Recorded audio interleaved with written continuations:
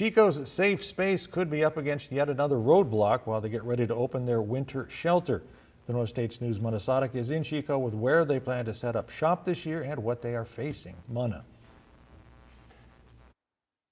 Good evening, Mike. Yeah, this follows a long back and forth between the city and Safe Space over the location of Safe Space's intake center, having to move multiple times following pushback from both the city and the community. This time they say they've managed to secure a more long-term location, but they've come up against some challenges with the permits.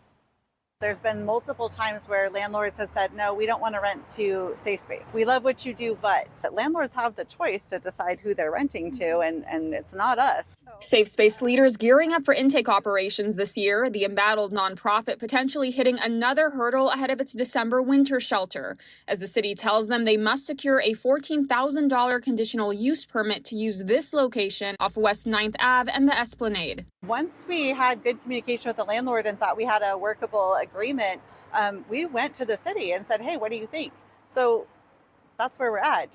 I'm sorry it's late in the fall when we're having this conversation when something came up. Securing a conditional use permit from the city can take several months. City manager Mark Sorensen telling us in a statement the nonprofit, quote, should have begun the legally required process many months ago. By saying that we should have started earlier, I've been working on this for 18 months. We know that last year intake was such a, kerfuffle because we didn't have good options to choose from. Well, nothing has really changed. The nonprofit planning to meet with city leaders Thursday to discuss the permit and its cost. We're not going to be doing a whole lot out of this location other than using it as our administrative offices. Our case managers will work out at the office, and then providing a spot for people to meet us to get to transported to shelter. Crosby saying they're just keeping sight of their larger mission. That's the cards that we've been dealt. So that is who we're helping. We understand sometimes it's difficult, sometimes it's complicated, but someone has to do it, and we're that someone.